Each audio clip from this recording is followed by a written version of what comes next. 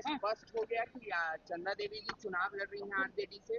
नहीं, मैं अभी आया हूँ कुछ दूसरे काम से, क्योंकि मेरे काम था अभी। एक्चुअली है क्या कि उनको मनाना मेरे लिए बहुत कठिन हो रहा है, और आज मैं 4 दिन से उनको मना ही रहा हूँ कि लड़ जाओ, क्योंकि मेरे बच्चे अभी छोटे हैं, तो उनको थोड़ा सा डर लग रहा है कि भाई इनका पढ़ाई लिखाई क्या होगा क्या नहीं। तो मैं भी लगा हूँ, काश मान जाती तो मेरा भी सपना पूरा हो जाता। आप भी हैं भैया चुनावी मैदान में? नहीं नहीं, मैं तो शुरू से चुनावी मैदान में नहीं था।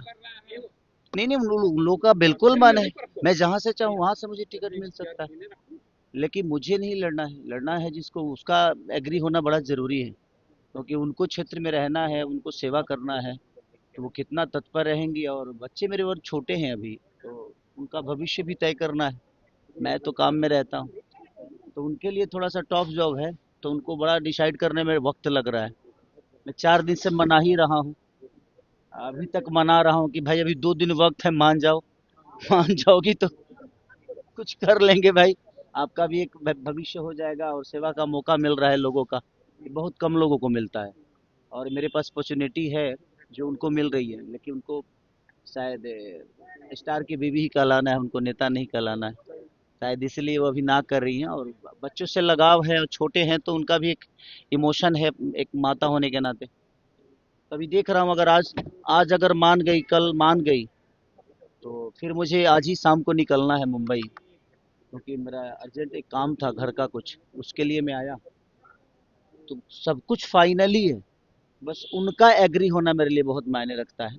बाकी हाँ, उनका एग्री थोड़ा सा मेरे लिए मुसीबत है, कि मैं अपने पत्नी का बात सुनता भी हूँ, क्योंकि मैं एक राम की तरह चाहता हूँ, नहीं सुनूंगा तो रावण बन जाऊंगा।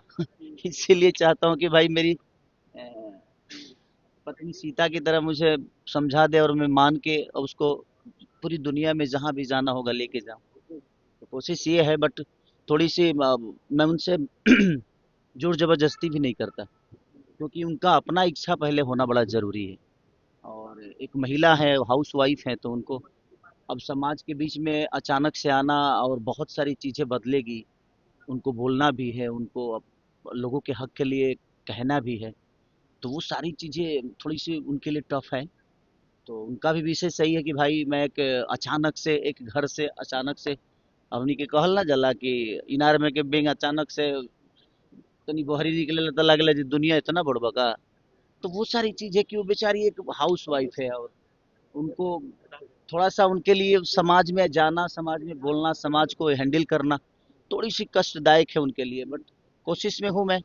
आप लोग भी भगवान से मनाइए कि ओ मान जाए, मान जाएंगी तो मेरे लिए एक होता है ना कि एक सपना है कि नहीं, मैं अपनी पत्नी को भी एक बड़े लेवल पे देखना चाहता हूँ, कि वो भी वहां जाए जहाँ पूरी दुनिया का वो भी सेवा करे, अपनी ऊर्जा से, अपनी ताकत से, अपनी क्षमता से, और दुनिया को, अपने विधानसभा को एक नई दिशा में लेकर जाए।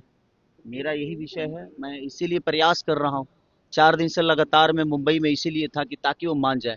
अभी भी 2 दिन वक्त है, आज अगर मान जाएंगी तो फिर उसीलिए मैं शाम को फिर जा रहा हूँ, तुरंत आके और फिर जाऊंगा कि भाई मान जाओ।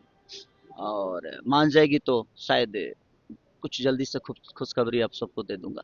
चुनाव में बहुत सारे सेलिब्रिटी प्रचार करेंगे, कल मैथिली ठाकुर बीजेपी ज्वाइन की, आप किसके लिए प्रचार कीजिएगा?